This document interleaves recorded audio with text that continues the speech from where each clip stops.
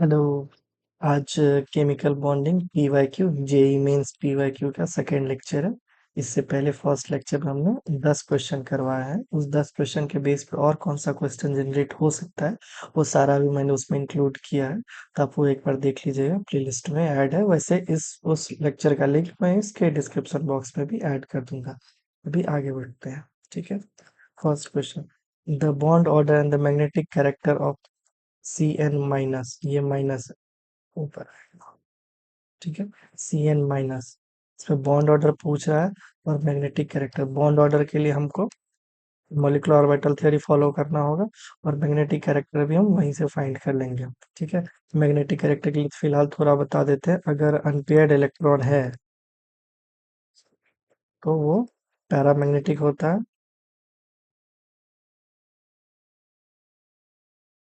और अगर paired electron हो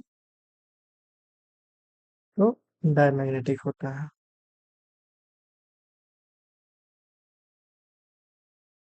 ठीक है, पहले इसका मॉलिक्यूलर ऑर्बिटल डायग्राम देख लेते हैं। इसमें इस साइड अगर हम कार्बन रख लें और इधर नाइट्रोजन रख लें, इसका नाइट्रोजन का कॉन्फ़िगरेशन होता है 1s2, 2s2, 2p3, और इधर कार्बन का 1s2, 2s2, 2p2, यही होता है। देखो, ये दो इलेक्ट्रॉन पहले इसमें ऐड हो जाएगा, फिर ये दो इलेक्ट्रॉन इधर ऐड होगा इसमें, यहाँ पे दो इलेक्ट्रॉन आएगा, फिर यहाँ पे तीन आएगा। ठीक है, हम एमओटी बनाते हैं। ठीक है? ये दो और ये दो। ठीक है, तो कितना आ जाएगा? चार इलेक्ट्रॉन आ जाएगा। एक, दो, तीन, चार। फिर ये एक, दो, तीन, चार। अब देखो, तीन दो पाँच, एक, दो, तीन, चार, पाँच। ठीक है, निगेटिव चार्ज है तो एक इलेक्ट्रॉन और ऐड होगा, छः। अब इसका बॉन्ड ऑर्डर हमको फाइंड करना है। ठीक है, बॉन्ड ऑर्डर फाइंड करने का फॉर्मूला क्या था? Number of bonding minus number of anti bonding upon two. ठीक है, अब बॉन्डिंग में देखो कौन कितना इलेक्ट्रॉन है। ये हो गया दो इलेक्ट्रॉन बॉन्डिंग में, दो दो चार, और छः, छः चार 10। ठीक है, बॉन्डिंग में हो गया 10 इलेक्ट्रॉन, माइनस एंटी बॉन्डिंग में कितना इलेक्ट्रॉन है? तो दो और दो, चार। एंटी बॉन्डिंग में कितना? चार इलेक्ट्रॉन आ गया। Upon two, equals to 6 upon 2 equals to 3। हमारा बॉन्ड ऑर्डर 3 आ गया। अब इसमें अनपेयर इलेक्ट्रॉन नहीं है, सारे के सारे पेयर्ड है, तो डायमैग्नेटिक हो जाएगा।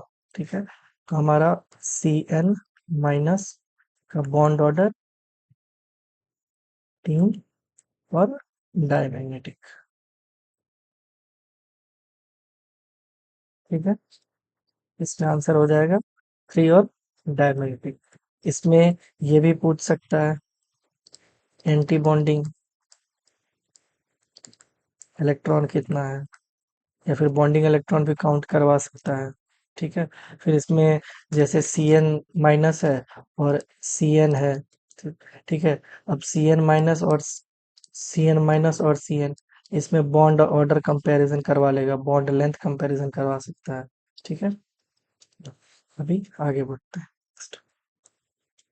The predominant intermolecular force present in ethyl acetate का लिक्विड आर। सबसे पहले तो इथाइल एसीटेट का हमको स्ट्रक्चर आना चाहिए। इसका स्ट्रक्चर होता है C double bond O CH2CH3, और इधर भी होगा CH3। ठीक है, ये होता है इसका स्ट्रक्चर। अब इसमें क्या पूछा है? इंटरमोलिकुलर फोर्स कौन कौन सा है? देखो, ये एक डाइपोल मॉलिक्यूलर है, डाइपोल मॉलिक्यूल्स है। डाइपोल मॉलिक्यूल्स में पोलर मॉलिक्यूल्स बोलो, मोर करेक्ट हो, पोलर मॉलिक्यूल्स। ठीक है, पोलर मॉलिक्यूल्स है, इसमें तो पहला तो डाइपोल डाइपोल इंटरेक्शन होगा ही। ठीक है, डाइपोल डाइपोल इंटरेक्शन। अब किसी मॉलिक्यूल्स में पोलर हो या नॉन पोलर हो, उसमें एक ये लंदन डिस्पर्सन फोर्स रहता ही है। ठीक है, तो ये दोनों तो हो गया। अब इसमें तीसरा हाइड्रोजन बॉन्डिंग चेक करो। हाइड्रोजन बॉन्डिंग के लिए क्या होता है, यहाँ पे लिख दो दूसरे कलर से। ठीक है, हाइड्रोजन बॉन्डिंग के लिए एक लाइन लिख लो। क्या, H bond, H atom should attach to more electronegative atom like nitrogen, oxygen, fluorine. अगर हाइड्रोजन इन तीनों में से किसी एक के साथ अगर अटैच है तो उसमें हाइड्रोजन बॉन्डिंग पॉसिबल। इसमें हाइड्रोजन सिर्फ कार्बन के साथ अटैच है तो हाइड्रोजन बॉन्डिंग नहीं होगा, तो ये नहीं होगा आंसर। ये भी नहीं होगा आंसर, ये भी नहीं होगा आंसर। हमारा आंसर ओनली सी हो जाएगा। Arrange the following bond according to their average bond energy in decreasing order. देखो, इसमें बॉन्ड एनर्जी पूछा है। बॉन्ड एनर्जी डायरेक्टली प्रोपोर्शनल होता है बॉन्ड ऑर्डर के, और इनवर्सली प्रोपोर्शनल होता है बॉन्ड लेंथ के। इसका बॉन्ड लेंथ ज्यादा, उसकी बॉन्ड एनर्जी कम। ठीक है, तो अगर इसमें देखो कॉमन क्या है, कार्बन कार्बन कार्बन कार्बन, बचा क्या, फ्लोरीन, क्लोरीन, ब्रोमीन, आयोडीन। उनको पता है डाउन द ग्रुप जाने पे साइज इंक्रीज करता है। साइज इंक्रीज क्यों करता है, क्योंकि नंबर ऑफ सेल्फ इंक्रीज होते हैं। ठीक है, अगर बॉन्ड लेंथ की बात करें, सबसे ज्यादा बॉन्ड लेंथ किसका होगा, सी आई का होगा। और सबसे कम किसका होगा, सी एफ का होगा। अगर इसका बॉन्ड लेंथ कम है तो इसका बॉन्ड एनर्जी ज्यादा होगा। तो बॉन्ड एनर्जी का अगर लिखोगे, सबसे ज्यादा होगा सी एफ का बॉन्ड एनर्जी, फिर सी सी एल, फिर सी बी आर, फिर सी आई। हमारा आंसर देखो सी, ये नहीं होगा, ये भी नहीं होगा, ये भी नहीं होगा। हमारा आंसर सी, सिर्फ सी एफ से ही निकल जा रहा है। ठीक है, हमारा आंसर सी हो जाएगा करेक्ट। आगे बढ़ते हैं। If the magnetic movement of dioxygen यानी O2 species is 1.73 Bohr magnetron, BM means Bohr magnet, then it may be। देखो मैग्नेटिक मूवमेंट को हम लोग म्यू से रिप्रेजेंट करते हैं। म्यू इक्वल्स टू हमको पता है N into N plus two, ये रूट में होता है। ठीक है, हमको म्यू का वैल्यू दिया हुआ है कितना, 1.73। ठीक है, 1.73 equals to root under N into N plus two. ठीक है, देखो इसमें जीरो रखोगे तो जीरो हो जाएगा, इसमें एक रख के देखो 1.73 equals to root under one into one plus two. ये थ्री हो जाएगा, रूट थ्री का वैल्यू 1.73, यानी एन इक्वल्स टू वन। हमें नंबर ऑफ अनपेयर इलेक्ट्रॉन निकल गया जो वन होना चाहिए, मतलब नंबर ऑफ अनपेयर्ड इलेक्ट्रॉन कितना, वन होना चाहिए। ठीक है, अब हमको मॉलिक्यूलर ऑर्बिटल डायग्राम ड्रॉ करना पड़ेगा। O2, इधर भी ऑक्सीजन रखो, इधर भी ऑक्सीजन रखो, 1s2, 2s2, 2p4, इधर भी 2p4, 2s2, 1s2। देखो, दो और दो चार, एक दो तीन चार, फिर दो और दो चार, एक दो तीन चार, चार और चार आठ, एक दो तीन चार पाँच छ सात आठ। इसमें दो इलेक्ट्रॉन है ना, और हमको चाहिए सिर्फ एक इलेक्ट्रॉन। दो इलेक्ट्रॉन है, O2 दो इलेक्ट्रॉन। अब O2 माइनस, तो यानी एक इलेक्ट्रॉन और ऐड होगा, तो ये एक अनपेयर्ड इलेक्ट्रॉन बच गया। O2 प्लस, देखो ये है O2 का, O2 प्लस का एक इलेक्ट्रॉन और रिमूव हो जाएगा, O2 प्लस एक इलेक्ट्रॉन। ठीक है, O2 हो गया, O2 प्लस का भी हो गया, O2 हो गया, O2 माइनस का भी हो गया। अब O2 माइनस O2 प्लस, देखो यही तीन है। O2 में दो इलेक्ट्रॉन है तो ये तो नहीं होगा, O2 नहीं होगा, O2 नहीं होगा, O2 नहीं होगा, और आंसर ए करेक्ट हो जाएगा। O2 minus and O2 plus में वन इलेक्ट्रॉन है, मतलब हमारा फर्स्ट ऑप्शन ही करेक्ट हो जाएगा। Next, of the species NO, NO plus, NO2 plus and NO minus. तो one of the minimum bond strength. Bond strength यानी बॉन्ड ऑर्डर पूछ रहा है. अब बॉन्ड ऑर्डर के लिए हमको एमओटी से जाना पड़ेगा. देख लेते हैं एमओटी. इधर हम नाइट्रोजन रखते हैं, इधर ऑक्सीजन रखते हैं. ठीक है. 1s2, 2s2, 2p3. 1s2, 2s2, 2p4. ठीक है. अब इसमें इलेक्ट्रॉन ऐड करो. 1 2 3 4. 1 2 3 4. 4 और 3 7. 1 2 3 4 5 6 7. ठीक है. अब ये किसका होगा? एनओ. देखो, हमको पता है number of electron is less than equals to 14 का अलग होता है, और number of electron is greater than 14 का अलग होता है. ये number of greater than 14, sorry, greater than 14 का है ये. Greater than 14. इसमें देखो, 8 7 15. ऑक्सीजन का अटॉमिक नंबर 8 होता है. 8 7 15. ये 14. ये 8 7 15 में से 2 13. फिर ये 8 7 15 1 16. इसमें हम ये एक NO का ड्रॉ कर सकते हैं, एक NO माइनस का ड्रॉ कर सकते हैं. अगर हम NO का ड्रॉ करते हैं तो इसका बॉन्ड ऑर्डर कितना आएगा? चलो NO का बॉन्ड ऑर्डर देखते हैं. Number of bonding. बॉन्डिंग में कितना इलेक्ट्रॉन है? 2 2 4 4 10.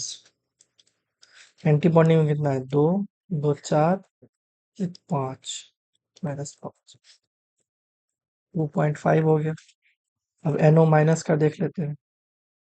मतलब एक इलेक्ट्रॉन और ऐड होगा. बॉन्डिंग में तो 10 ही है, एंटी बॉन्डिंग में एक इलेक्ट्रॉन और ऐड हो गया. 6/2. 2 हो गया. अब NO प्लस और NO2 प्लस.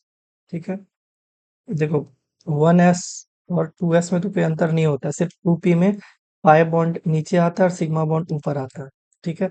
सिर्फ यहाँ पे हम पाई बॉन्ड और सिग्मा बॉन्ड, पहले पाई आएगा, फिर सिग्मा, फिर पाई, फिर सिग्मा. ये 2p 2p. ठीक है. ये किसका बना रहे हैं हम? NO प्लस का पहले बना लेते हैं. 4 3 7. एक इलेक्ट्रॉन कम, तो यानी 6 आ जाएगा. 1 2 3 4 5 6. NO का कितना आ जाएगा? देखो, एंटी बॉन्डिंग में इलेक्ट्रॉन गया ही नहीं. ठीक है. तो बॉन्डिंग में इधर कितना हो गया? 2 2 4 और 6 10. एंटी बॉन्डिंग में 2 और 2 4. Upon 2 equals to 3. अब NO माइनस का देखते हैं. सॉरी, NO माइनस का तो हो गया. NO2 प्लस का देखते हैं. एक सेकंड. NO का यहाँ तक आएगा. 8 7 15. ठीक है. अब इसमें 2 प्लस है. एक यहाँ से जाएगा इलेक्ट्रॉन, एक यहाँ से जाएगा इलेक्ट्रॉन. तो बॉन्डिंग में भी एक इलेक्ट्रॉन कम हो गया था, यानी 9 माइनस. एंटी बॉन्डिंग में कितना है?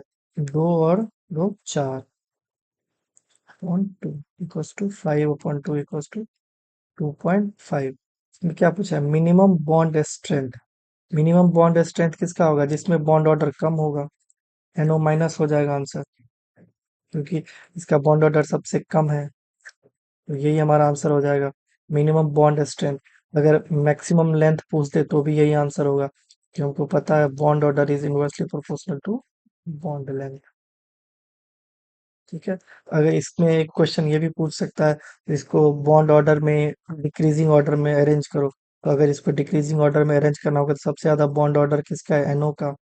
उसके बाद NO माइनस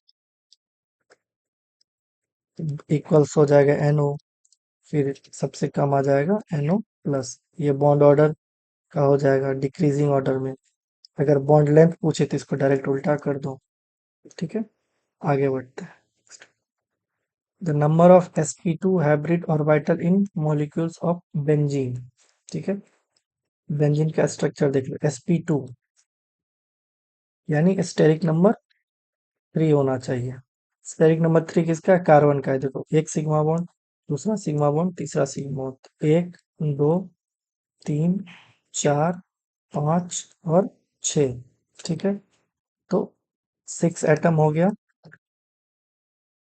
कितना ऑर्बिटल है? 3 ऑर्बिटल। तो हाइब्रिड ऑर्बिटल कितना? 18 हो जाएगा।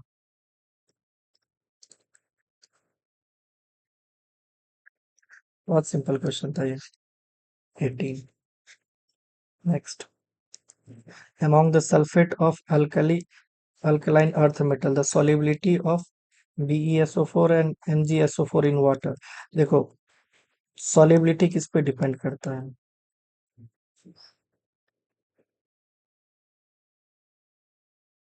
पहला, लैटिस एनर्जी पे। दूसरा, हाइड्रेशन पे। हाइड्रेशन एनर्जी लिख लो। अगर लैटिस एनर्जी,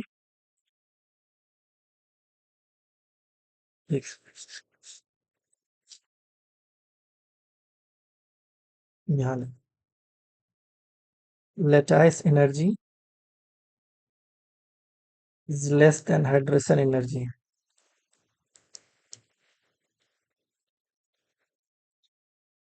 तो सॉल्युबल होगा। अगर लैटिस एनर्जी ज्यादा है हाइड्रेशन एनर्जी से, तो वो सॉल्युबल नहीं होगा, फिर पुअर सॉल्युबल होगा। इसका रीजन क्या है? लैटिस एनर्जी इन्वर्सली प्रोपोर्शनल होता है रेडियस के, radius of cation, radius of anion, और डायरेक्टली प्रोपोर्शनल होता है चार्ज के। ठीक है, ये लैटिस एनर्जी। अब इसमें देखो, BeSO4 MgSO4, देखो हमको पता है SO4 एक तो कॉमन है दोनों में। दूसरा, SO4 एक लार्ज है, लार्ज मॉलिक्यूल्स है। ठीक है, और beryllium magnesium, down the group जाओगे, बेरिलियम, मैग्नीशियम, कैल्शियम, ये डाउन द ग्रुप जाने पे साइज बढ़ता है, साइज इंक्रीज। तो BeSO4 और MgSO4 में किसका अच्छा बॉन्डिंग होगा? अगर बॉन्डिंग की बात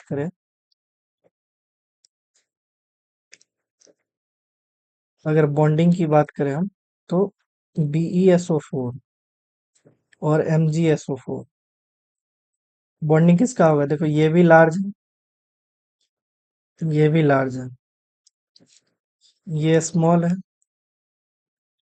ये लार्ज है। तो ऑब्वियस सी बात है इसका बॉन्डिंग अच्छा होगा, क्योंकि लार्ज लार्ज के भी बॉन्डिंग अच्छा होगा। या फिर इसको पुअर समझ सकते हो, इसको भी रिच, इसको भी रिच। ये पुअर है, ये रिच है। तो रिच रिच के बीच बॉन्डिंग अच्छा होगा, तो बॉन्डिंग MgSO4 का अच्छा होगा। अगर अगर बॉन्डिंग MgSO4 का अच्छा होगा, तो सॉलिबिलिटी लो हो जाएगा इसका, सॉलिबिलिटी हाई किसका होगा? BeSO4 का। सॉलिबिलिटी की अगर बात करोगे, तो BeSO4 का हाई होगा MgSO4 के कंपैरिजन में। क्यों? क्योंकि ये रिच रिच का बॉन्ड है और ये पुअर और रिच का बॉन्ड है। ठीक है, सॉलिबिलिटी इसका हाई हो जाएगा इसके कंपैरिजन में, और MgSO4 का लो हो जाएगा BeSO4 के कंपैरिजन में। तो अब देखो क्या पूछ रहा है, सॉलिबिलिटी पूछ रहा है, तो BeSO4 का हाई मान सकते हो, तो हाई इसका नहीं होगा, फिर पुअर पुअर नहीं होगा। BeSO4 का हाई और MgSO4 का पुअर, हाँ ये हो सकता है। BeSO4 का पुअर नहीं, ये BeSO4 का सॉलिबिलिटी MgSO4 के कंपैरिजन में निकालना है, और MgSO4 का सॉलिबिलिटी BeSO4 के कंपैरिजन में निकालना है। ठीक है, हमारा आंसर सी करेक्ट हो जाएगा। Next, the number of CO bond in perchloric acid. सबसे पहले तो इसका परक्लोरिक एसिड का हमको स्ट्रक्चर आना चाहिए। परक्लोरिक एसिड का अगर स्ट्रक्चर देखोगे, Cl, double bond O, double bond O, double bond O, OH। अगर ये स्ट्रक्चर नहीं आता तो ये क्वेश्चन नहीं आएगा। अब इसमें ClO3, Cl double bond O, bond पूछ रहा था, 1 2 3, इसका आंसर 3 हो जाएगा आपका।